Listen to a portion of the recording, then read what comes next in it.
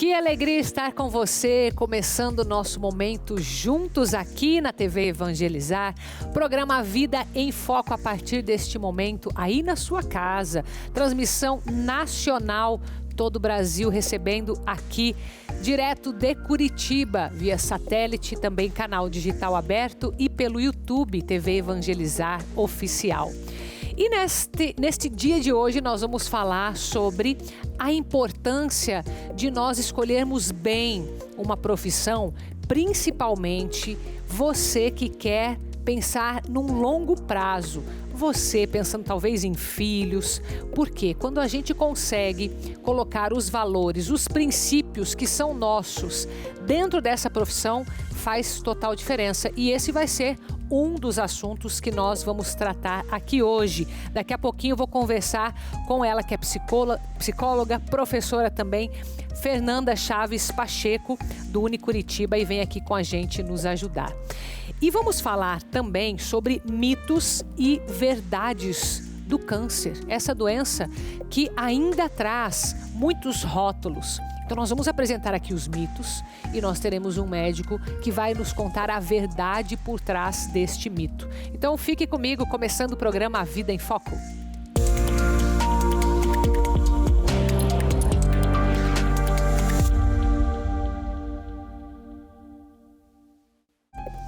A pergunta que a gente abre este nosso programa é: como que eu posso escolher uma profissão que esteja de acordo com os meus valores, com aquilo que eu acredito, com os meus princípios? É algo que a gente pode começar a buscar agora mesmo, independente se você já tem a sua profissão ou se você ainda está em busca de uma. Tem muitas pessoas que mudam da água para o vinho praticamente, porque estão em busca de um propósito maior. E esse é o assunto de agora. Olha só que alegria poder falar com a professora Fernanda Chaves Pacheco, mestre em psicologia na Unicuritiba. Muito obrigada, viu, por estar aqui hoje, Fernanda. Muito obrigada, Carol. Agradeço o convite e você trouxe o assunto de uma maneira assim, acho que muito importante, porque cada vez mais a gente tem visto como as pessoas mudam e buscam propósitos que estejam relacionados aos seus valores. E isso cabe na profissão, porque quando eu escolho uma profissão, faço algo que está em acordo com os meus valores, eu vivo uma vida voltada com o que eu acredito. Então, às vezes, por exemplo, uma pessoa que tem um valor de cuidar com a natureza, então vai tentar viver uma vida com menor impacto na natureza. Então, provavelmente vai se relacionar com profissões que também estejam relacionadas a isso. É interessante a gente falar desse tema, porque, claro, tudo no momento da história que nós estamos vivendo, muda também o posicionamento, né? Mas falando atualmente, para mim não faz sentido nenhum a pessoa não buscar os valores e os princípios, porque se tem uma variedade de tipos de trabalho e se busca muito essa questão do propósito, certo? Certo, perfeito. Por exemplo, uma pessoa que é muito importante uma estabilidade na vida. Talvez seja uma pessoa que vá procurar um concurso público por ter certinho aquele dinheiro no final do mês, que é uma das áreas que é conhecida pela estabilidade. Então ela vai viver uma vida com aquele valor. E talvez para ela seja mais importante a estabilidade do que outros valores que para alguém, de repente, que vai buscar ser diretor de uma multinacional, aquela adrenalina, pressão, e vai se sentir muito motivado com isso, né? Então varia muito realmente com que a pessoa busca e acredita, e o autoconhecimento, quanto melhor você se conhece, melhor você faz suas escolhas. Entendi. Então a gente tem que começar por esse autoconhecimento. Eu diria que é o primeiro passo. E aí acho que é a chave, né? Porque se a gente vai... Geralmente, o propulsor de um trabalho é o quê? É o ganho financeiro. Sim, né? A gente também não pode esquecer. Tampar essa parte, né? Não. A pessoa trabalha porque ela precisa sustentar uma família, ela mesma, enfim. Sim. E às vezes isso é colocado como o único fator relevante. Sim. Não que não seja possível que a pessoa faça os dois, né? Ter um propósito e ainda, de repente, estar naquele ganho financeiro que ela precisa.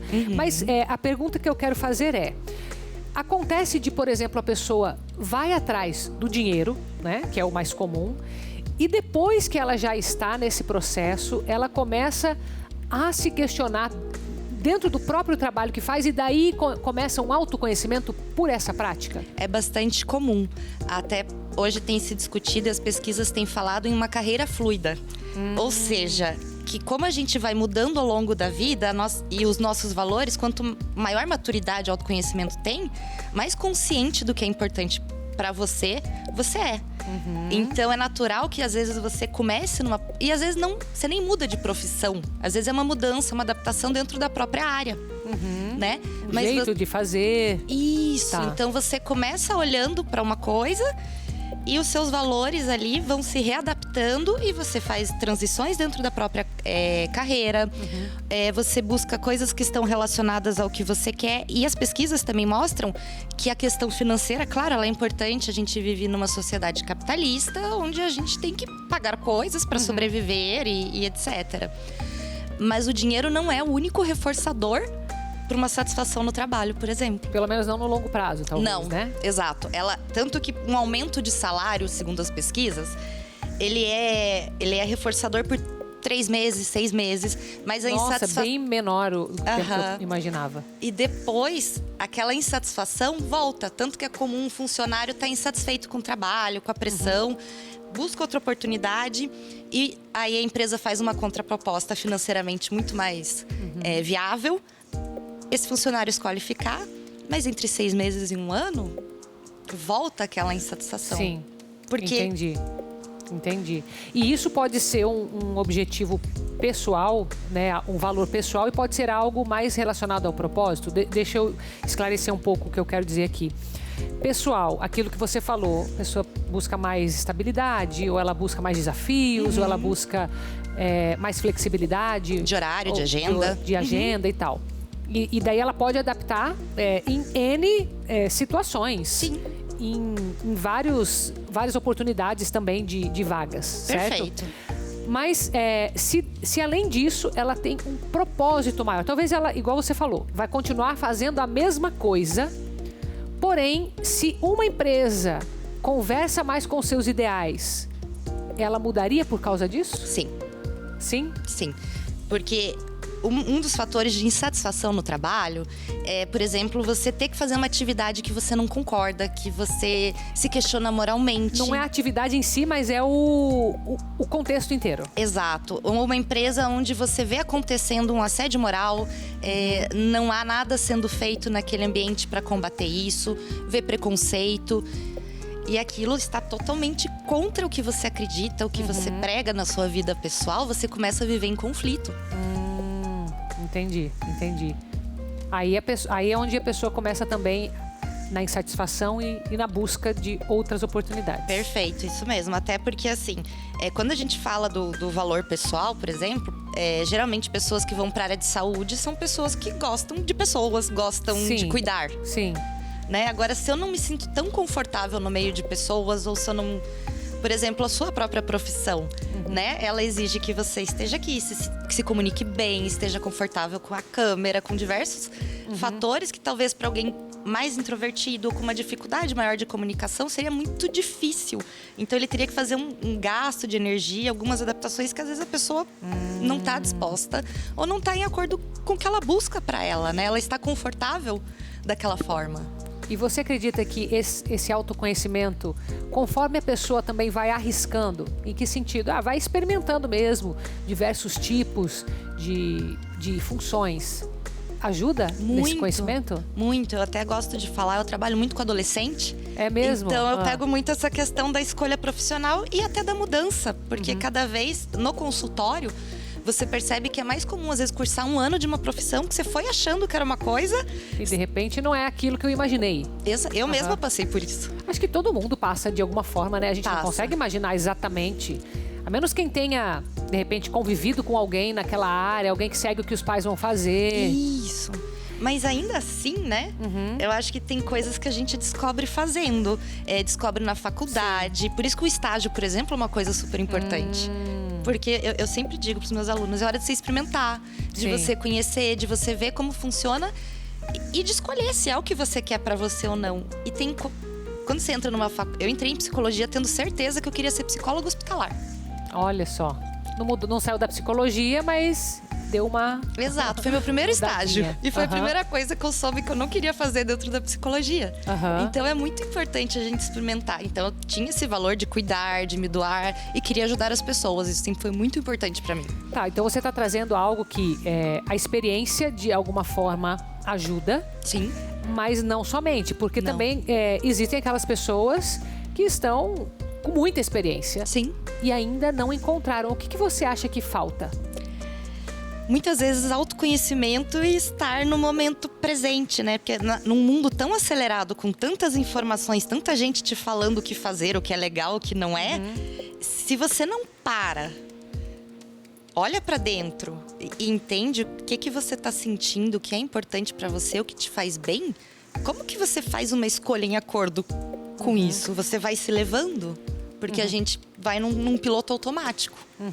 E para eu me conhecer e fazer boas escolhas para mim, é importante que eu saia desse piloto automático para que eu pare e olhe para mim, olhe para dentro. Eu gosto de dizer que às vezes para a gente decidir o que é valoroso e ajudar na escolha da profissão, a gente pode pensar numa pizza. E cada fatia ali você vai colocando valores que são importantes para você: estabilidade, família, dinheiro, viajar, religiosidade. na pizza ali. Isso. E eu digo que você vai pintando ali, vai te dando um norte, né? Porque as pessoas têm valores diferentes.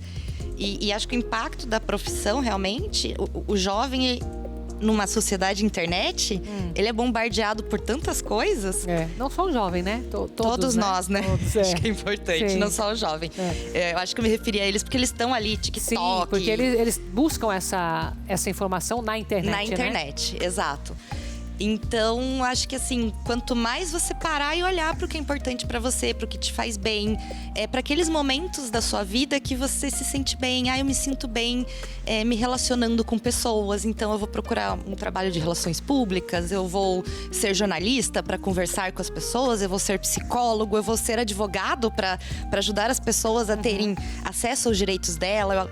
Eu acredito, sou muito justa, acredito na justiça, quero ser juíza para levar a justiça para as pessoas, né? E tem pessoas também, conheço casos, que às vezes fazem uma faculdade, se formam, têm um bom emprego público, mas e não querem mudar, porque aquele emprego com aquele dinheiro, de repente, é o que permite viajar, permite ter. Ou seja, não está atrás de um propósito maior do que Não. isso. E estão bem assim. Exato. Desde Tá. que eles estejam bem com isso. Bem resolvidos, né? Isso. Sim.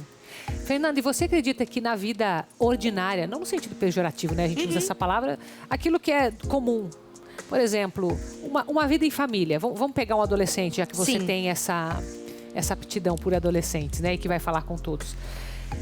Você pega um adolescente, se ele gosta de mais ou menos uma atividade que ele faz ali em casa. Eu gosto mais, prefiro lavar a louça em casa, ou detesto arrumar a cama, eu sou mais do esporte ou menos do esporte. Você acha que a partir dessas poucas atividades que já falam um pouco da personalidade, é possível descobrir um pouco desses valores, desses princípios? Eu acho que ajudam, mas foi importante até você trazer isso, que me lembrou uma coisa que eu queria dizer, que é a diferenciação de hobby. Ah, legal. Porque a gente tem hobbies, você deve ter hobbies. Eu tenho hobby, eu gosto muito de cozinhar, mas eu não quero ser uma chefe de cozinha. E aí, como discernir isso, então? Porque agora acho que não é uma coisa só dos adolescentes, dos Não. adultos, né? Sim. Fazem as coisas, porque, claro, o mundo adulto é assim. Sim, Você faz, independente se você gosta ou não, se precisa fazer, vai fazer. exato, perfeito. E aí, e o trabalho também não é só aquilo que a gente gosta. Sim. Por mais que você tenha um princípio, um valor, tem coisas que você vai gostar mais do que outras. Sim, sim. Exatamente. Tem coisas que eu vou ocupar mais tempo. Eu sou psicóloga, sou professora. Eu gosto de estar nesses ambientes, mas enquanto psicóloga, eu preciso tirar nota fiscal, por exemplo. Que não é uma coisa que você tá focado quando você vai fazer psicologia, mas que faz parte daquele trabalho. Mas você pode delegar, de alguma forma. Pode também. Será que seria um caminho? Acho que sim. Olhar para o que é exigido de mim nessa profissão, ou nesse papel, e quanto eu estou disposto a ficar neste papel. Perfeito, pode. Acho muito importante e acho que os hobbies, eles vão ajudar no sentido de orientar, assim, coisas que talvez você tenha mais facilidade, né? Então, se eu gosto de cozinhar, talvez eu seja bom em coisas minuciosas, em coisas que demandem uma atenção ou uma precisão, Ou seja, manual. Ali tem uma característica da pessoa, não Perfeito. necessariamente aquilo que está fazendo. Não, é um traço. Legal. Né? Então, por exemplo, se você pegar psicologia, direito, são 2 cursos que você lê muito. Mas são 2 cursos com atividades muito diferentes. Mas se a pessoa não gostar de ler, não vai dar assim, não vai dar certo. Sim. Entendi. Muito bem. Olha, muito boa a nossa conversa. Certamente ajudamos muitos hoje. Obrigada por ter vindo aqui, viu? Eu que agradeço. Obrigada a você. E a gente continua no próximo bloco falando sobre saúde e vamos entender quais são os mitos que giram em torno do câncer. E são muitos, viu? E nós teremos um profissional para contrapor com as verdades a respeito do câncer. Então, Dr. Ângelo Bezerra vai falar com a gente daqui a pouquinho e a gente sai com as imagens da cidade de Maringá, no Paraná, canal 31.1. Você está vendo a catedral lindíssima de Maringá, 29 graus, e a padroeira é Nossa Senhora da Glória. E sabia que Maringá é uma das cidades mais arborizadas e limpas do país inteiro, viu? Olha, parabéns, Maringá.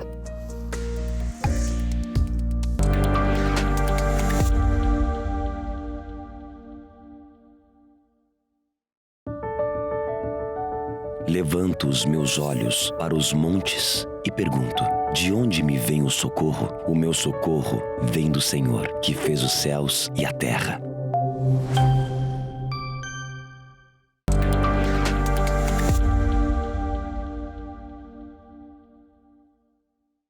De volta com um convite super especial para você me acompanhando aí de todo o Brasil. Na próxima segunda-feira nós teremos Super Noite de Louvor. Isso significa que a partir das 6h40 da tarde já teremos a transmissão do nosso tão amado Grupo Nacional de Oração, que este ano completa 10 anos, o Noite de Louvor. E nós teremos convidados especiais com você nesta nova série Milagres, Sua Misericórdia Eterna.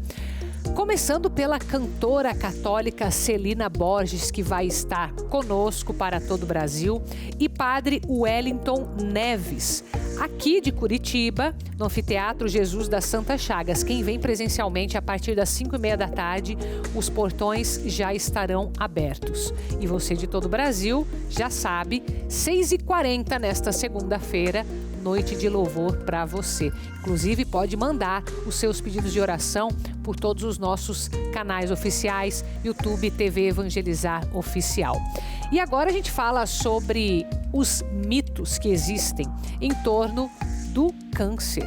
Essa doença que já é difícil por natureza e ainda nós temos mitos que acabam deixando ainda mais preocupações, tanto em quem enfrenta esta batalha com a doença mesmo, quanto aquelas pessoas que estão ao redor, que ajudam os familiares, os conhecidos. Então eu vou conversar agora com o Dr. Ângelo Bezerra, que está falando da cidade de São Paulo, capital de São Paulo, né, meu querido? Seja muito bem-vindo à TV Evangelizar. Eu que agradeço, Carol, o convite de estar aqui hoje com vocês, falando sobre os mitos relacionados ao câncer, né? É um prazer estar aqui com vocês. Obrigado pelo convite. Eu que agradeço. E olha que hoje a missão é importante, viu, doutor Ângelo?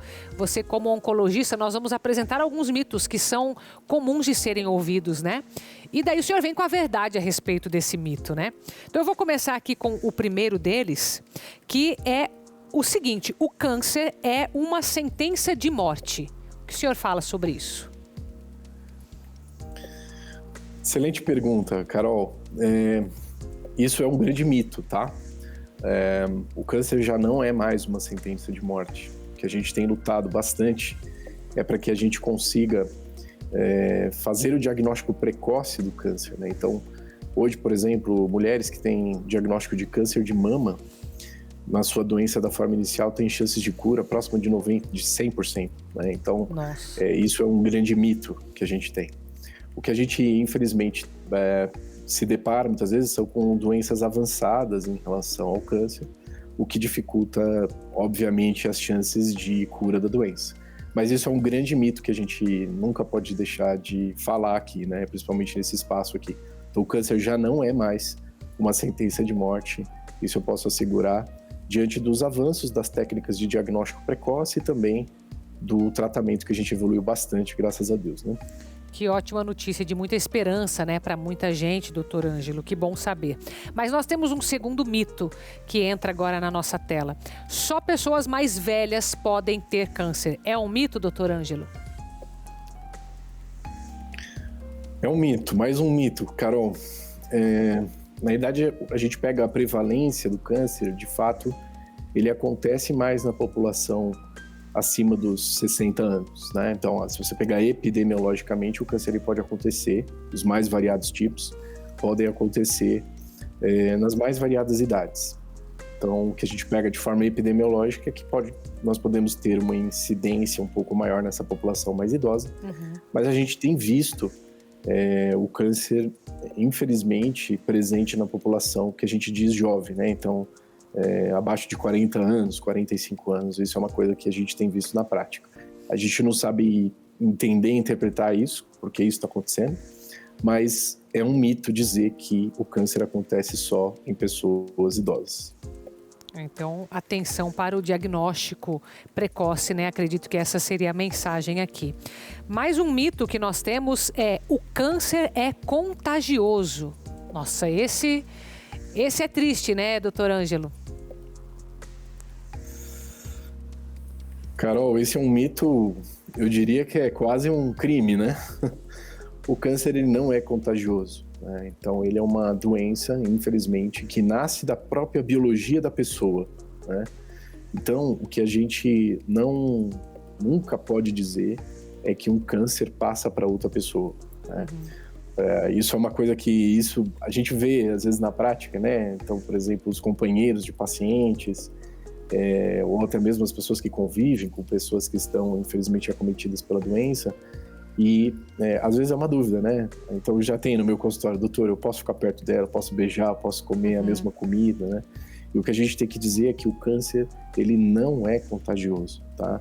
Eu acho que a gente tem que sempre ponderar isso, visto o quão importante essas pessoas que estão com o diagnóstico terem um apoio, estarem perto de seus familiares, ter um apoio psicológico, um apoio religioso. Isso é fundamental para que a gente consiga ter melhores desfechos, melhores resultados desses pacientes em geral que estão no tratamento do câncer.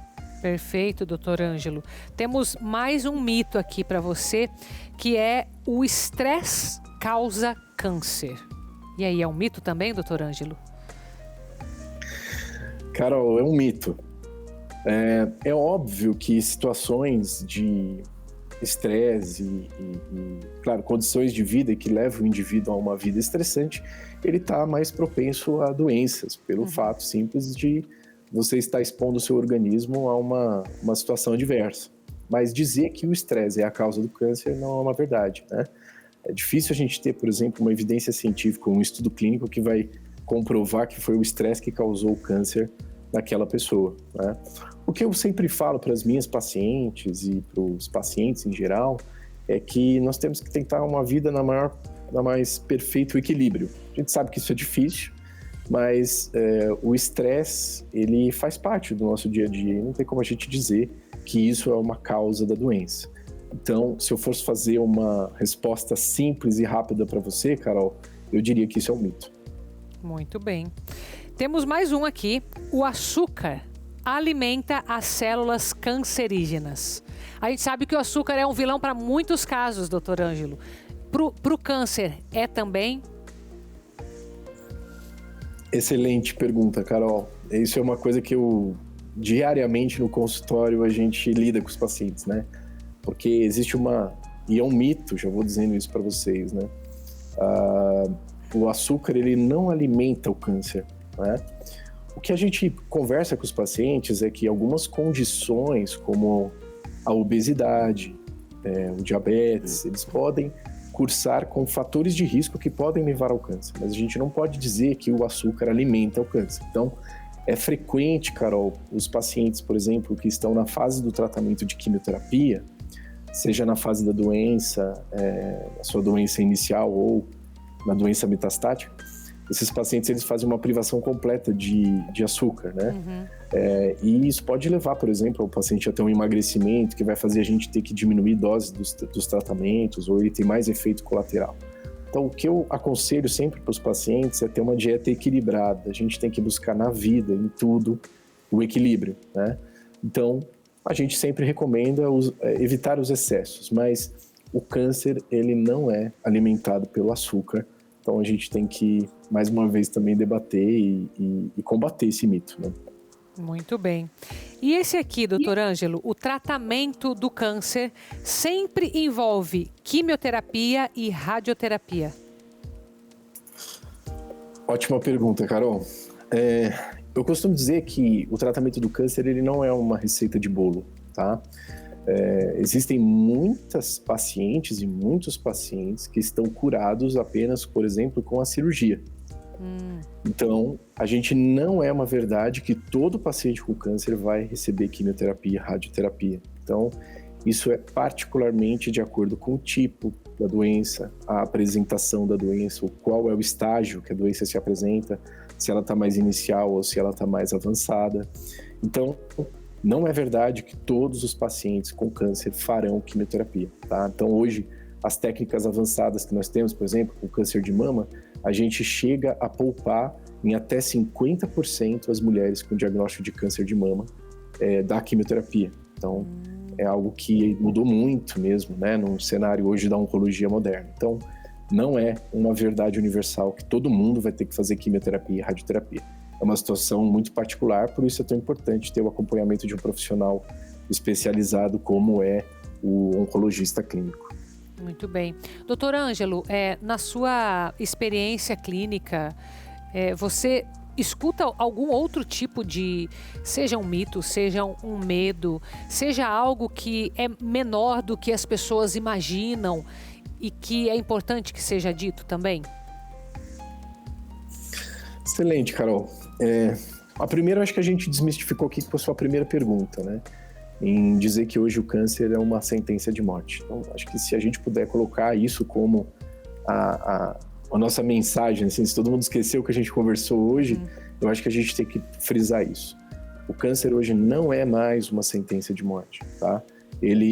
Nós médicos, né, oncologistas, cirurgiões, enfim, estamos tentando transformar o câncer numa doença que, se a gente fizer diagnóstico precoce, uma doença que tem uma possibilidade de cura alta.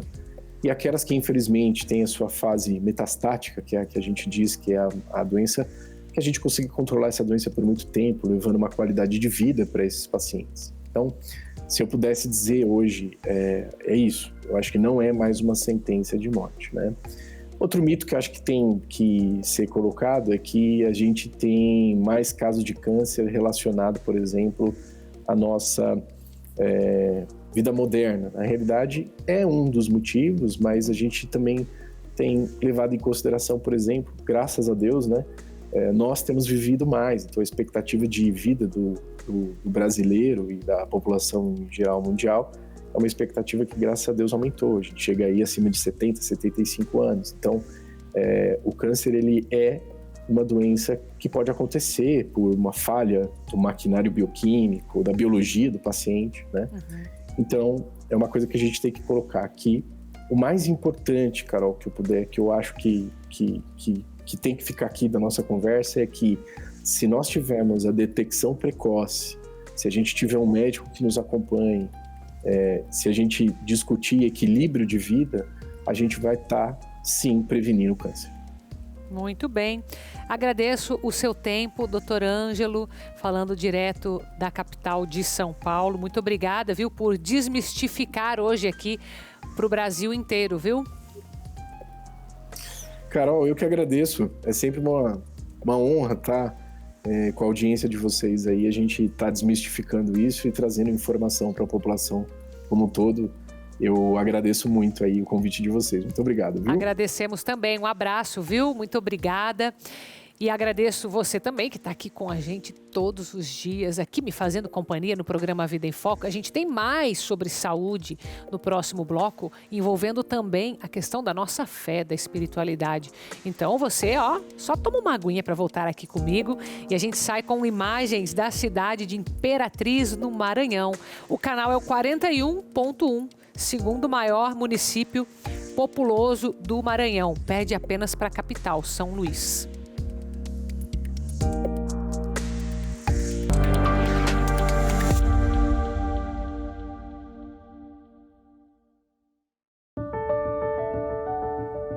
Jesus olhou para eles e respondeu: para o homem é impossível, mas para Deus todas as coisas são possíveis.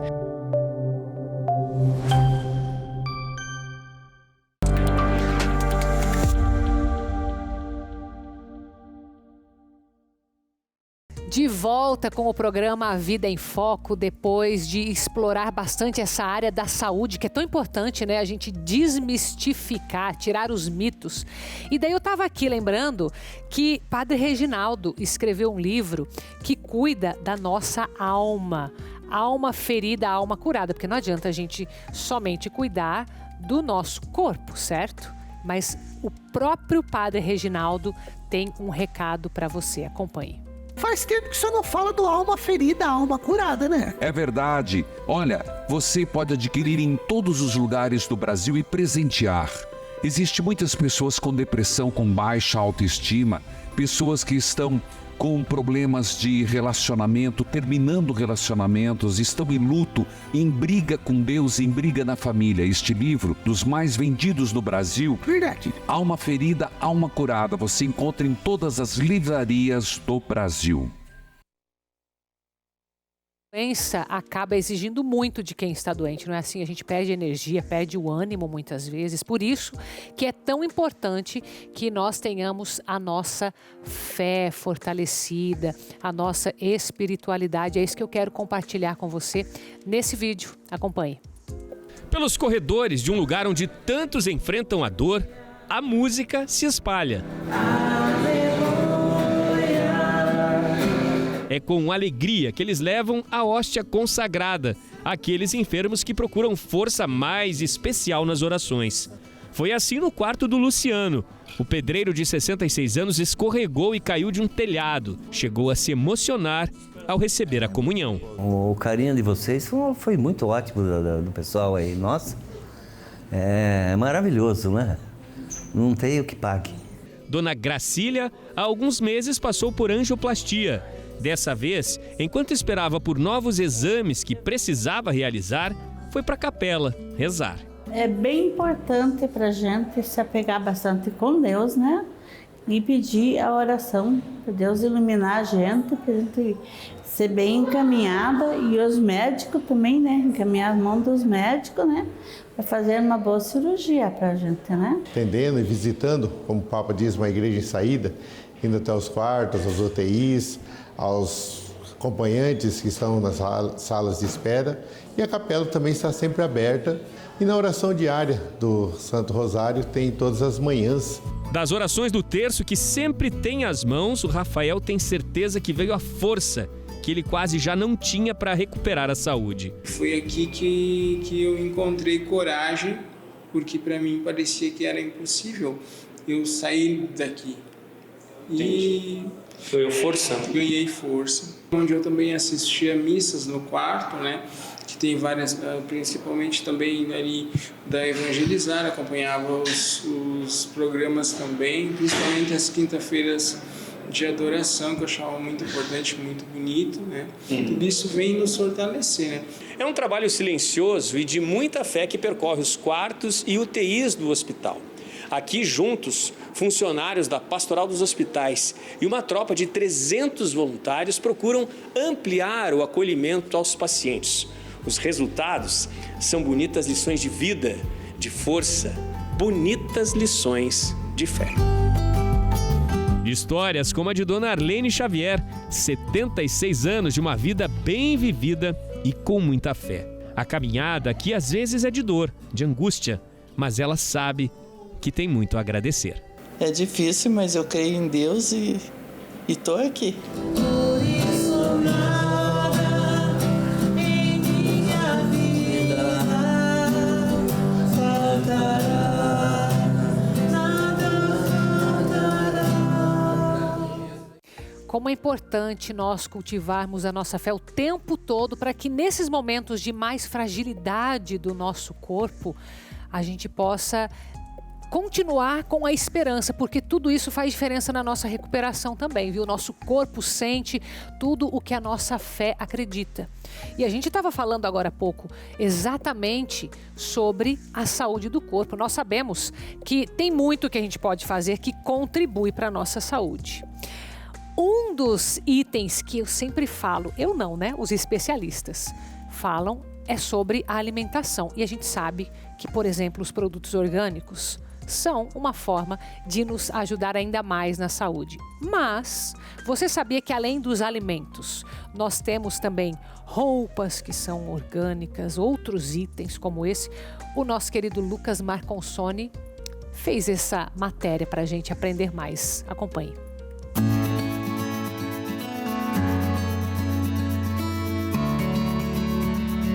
É nessa área de mais de 42 mil metros quadrados que o Cassiano e a família cultivam a agricultura orgânica, um trabalho quase todo manual, diferente das produções convencionais. O convencional normalmente é maquinário, né? São feitas pulverizações, o próprio desbaste do mato, da praga, né? Da lavoura, é feito por remédios, né? E nós não podemos nem utilizar isso, nunca foi utilizado e não pode ser utilizado por questão de certificação. Por exemplo, pulverizar toda essa área aqui, não tem como pulverizar, tem que ser feito na mão, o trabalho para não deixar a praga entrar. Então é isso que eu acho que a grande diferença, a grande jogada seja essa. Aqui tudo depende do clima e da ajuda de São Pedro. Tem questão de cobertura, o pessoal aqui usa estufa para cobertura, mas pro orgânico é 99% come lá em cima, não tem muito o que se fazer, depende dele. Depois que o produto é plantado, produzido e colhido, antes de ir para a casa do consumidor, e é aqui na feira que o consumidor encontra produtos fresquinhos e de qualidade. Mas a pergunta que não quer calar, dá para comer orgânicos gastando pouco? Às vezes você paga, por exemplo, um melão, hoje eu paguei mais barato que no mercado. Então dá para comer bem? Dá, não tenha dúvida. Tendo essa referência como produto sem tanto agrotóxico, vale a pena, porque o que você economiza não tendo que consumir remédios, não é? Isso vale a pena sim. Nos últimos anos, a busca dos consumidores por produtos mais saudáveis vem crescendo no país. O Brasil conta com aproximadamente 16 mil agricultores de orgânicos, que produzem em média mais de 267 mil toneladas por ano. E o Paraná conta com 4 mil trabalhadores rurais certificados, produzindo uma média de 50 mil toneladas por ano, se destacando como referência em alimentos naturais no país. Maílson herdou dos pais a profissão de agricultor e conta que ser produtor certificado garante para os consumidores maior qualidade do alimento. Garante ao consumidor a nossa procedência do produto orgânico, que nós podemos vir aqui vender para a feira. Nós podemos também pegar produto de fornecedores e de agricultores que trabalhem em conjunto com a gente, para a gente poder vender aqui na feira. Sempre trabalhando para aumentar a plantação, aumentar a produção e trazer um produto melhor e de mais qualidade para os nossos clientes. E quando se trata de produtos orgânicos, não estamos falando somente em alimentos. Os cosméticos e vestuários também se encaixam nesta categoria. A base de tanto o alimento como os insumos para produzir o cosmético e produzir a roupa, tem ali o solo orgânico, tem toda uma preparação do solo, né? No caso das roupas, a gente tem aqui um viés sustentável,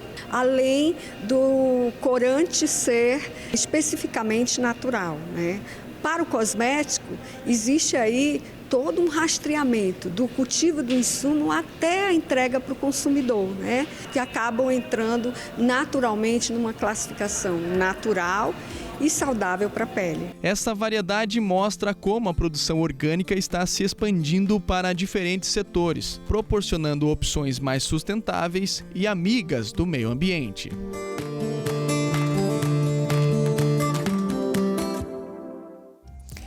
Então, com essas várias dicas para você cuidar do seu corpo e da sua alma, eu vou me despedir de você, mas a gente se encontra de novo na segunda-feira. E nós vamos falar sobre alergias, que muita gente não sabe que tem e muitas vezes é causada por um simples esmalte. E também vamos falar com adolescentes que buscam um propósito, que buscam uma forma de pensar nesse futuro com os seus princípios. Então, fica com Deus, continue na nossa programação durante esse fim de semana e eu encontro você na segunda-feira.